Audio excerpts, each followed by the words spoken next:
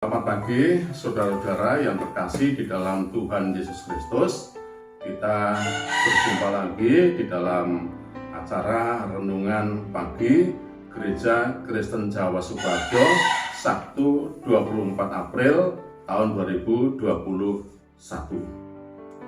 Sebelum kita menerima firman Tuhan, terlebih dulu marilah kita berdoa.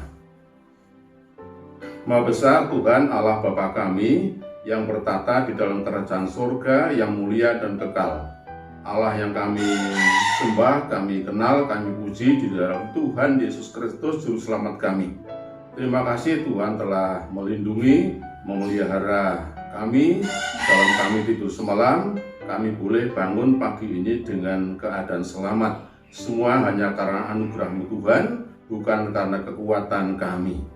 Allah Bapa mengawali kegiatan kami hari ini, kami rindu untuk mendengarkan firman-Mu. Tuhan mengurapi kami semuanya dengan karya Roh-Mu yang kudus, baik pembawa renungan maupun jemaat Tuhan.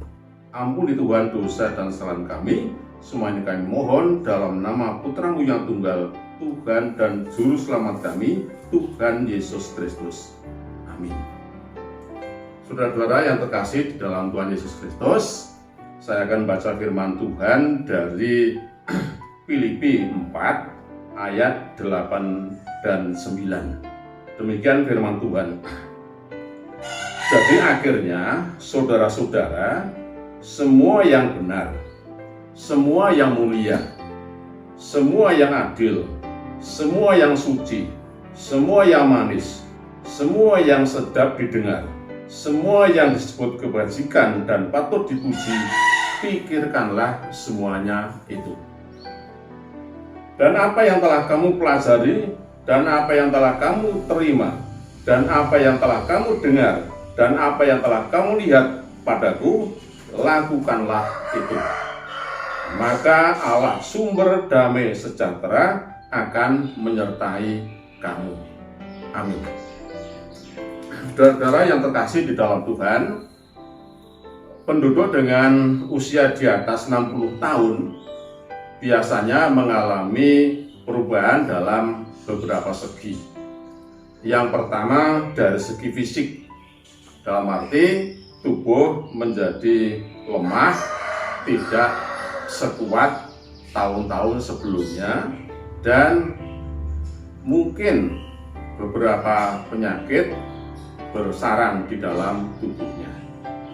Yang kedua dari segi ekonomi, dalam arti kehilangan atau penurunan pendapatan.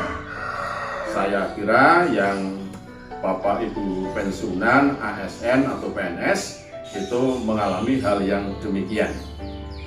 Yang ketiga psikologi, dalam arti kesepian atau kematian pasangan. Dan yang keempat adalah sosial budaya, dalam arti bergantung kepada orang lain. Yang kelima, kehilangan sukacita, merasa hampa, merasa terasing, merasa tidak dihargai, perasaan menjadi sensitif, dan semangat menurun.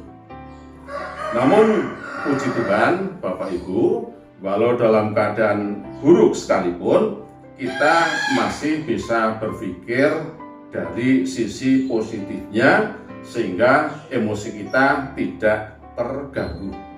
Maka kita harus menjaga pikiran kita agar kebahagiaan dan kedamaian dari Tuhan yang sifatnya permanen senantiasa ada pada hidup kita. Jadi, walaupun kita mengalami masalah dalam segi fisik, dalam segi ekonomi, dalam segi psikologi, maupun sosial budaya, tetapi apabila damai sejahtera Tuhan ada di dalam hidup kita, maka pikiran kita akan tetap dijaga oleh Tuhan. Dan selanjutnya kita akan terus memancarkan berkat tersebut dengan tetap mengarah kepada Kristus. Nah, Mengapa kita harus mengarah pada Kristus? Karena Kristus adalah puncak pernyataan Allah sendiri. Kalau kita baca di dalam Injil Yohanes 1 ayat 8, demikian firman Tuhan. Tidak seorang pun yang pernah melihat Allah, tetapi anak tunggal Allah yang ada di pangkuan Bapa, dialah yang menyatakannya.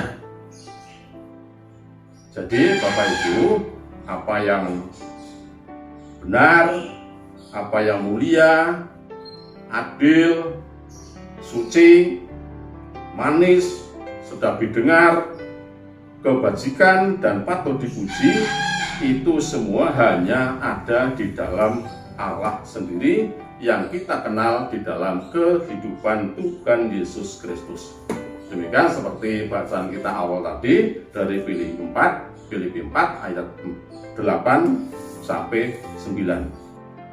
Maka marilah kita kaum lanjut usia, warga dewasa, adioswo, terus berpikir secara positif dengan terus diisi firman Tuhan. Puji Tuhan, kita setiap minggu, hari Minggu masih bisa beribadah gereja. Setiap hari tertentu kita masih bisa mengikuti kegiatan pemahaman Alkitab. Bahkan untuk adioswo, setiap tanggal 20 tiap bulan kita mengadakan pertemuan. Salah satu acaranya adalah pemahaman Alkitab.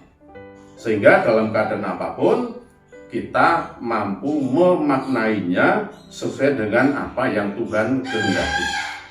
Maka dengan bimbingan Roh Kudus, jemaat khususnya warga dewasa dan adioswo dapat belajar, melihat dan mengapresiasi hal baik dari orang lain, baik yang seangkatan atau segenerasi maupun yang berbeda generasi, terkhusus terhadap anak-anak yang masih dalam proses pembentukan karakter Kristus.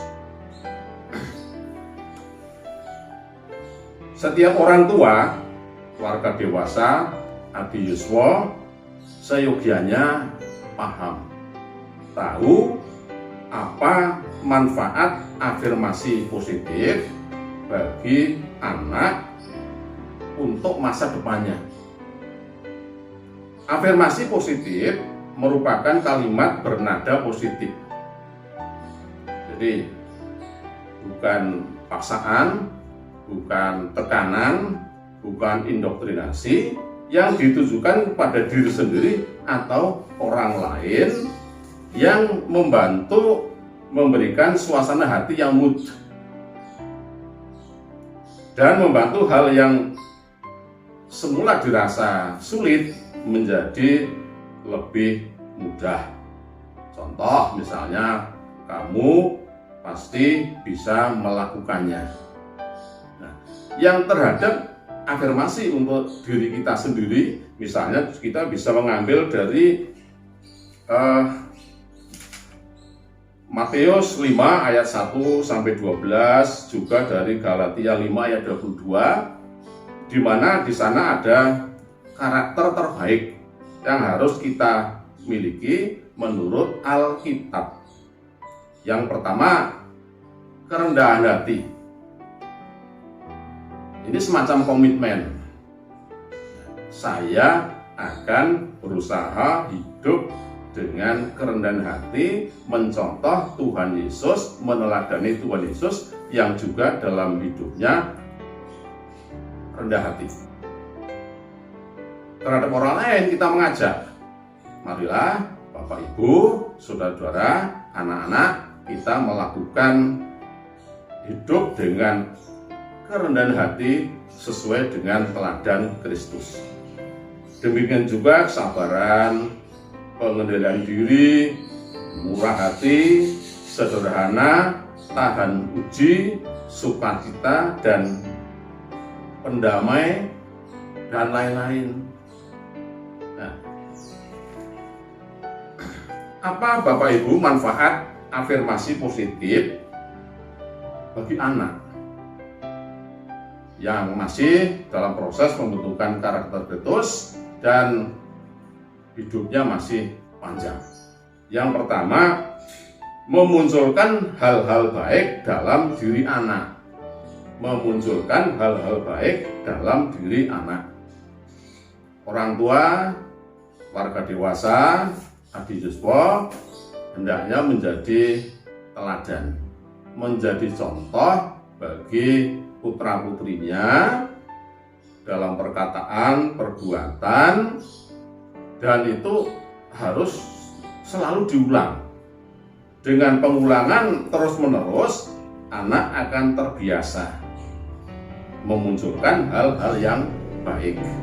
Yang kedua, anak terbiasa untuk mengingat hal-hal yang kecil, perkara-perkara yang kecil yang baik sebagai pembelajaran apabila hal-hal buruk nanti menimpa di suatu hari. Jadi anak belajar memahami perkara-perkara kecil, nanti bakal bisa melaksanakan perkara-perkara yang besar. Anak menjadi lebih mudah bersyukur, dapat nilai ulangan baik, puji syukur, puji Tuhan, dan sebagainya. Yang keempat, membuat anak lebih optimis dalam melaksanakan aktivitasnya. Saya pasti bisa. Dan yang terakhir, membantu anak fokus melakukan aktivitasnya dan berjuang meraih masa depannya. Demikian Bapak Ibu sekalian, apa yang dapat kami sampaikan dalam renungan pagi ini. Semoga bermanfaat bagi kita semua. Selamat pagi, selamat menjalankan aktivitas hari ini dengan tetap mengandalkan pertolongan Tuhan. Semoga bahagia, Tuhan Yesus memberkati. Amin.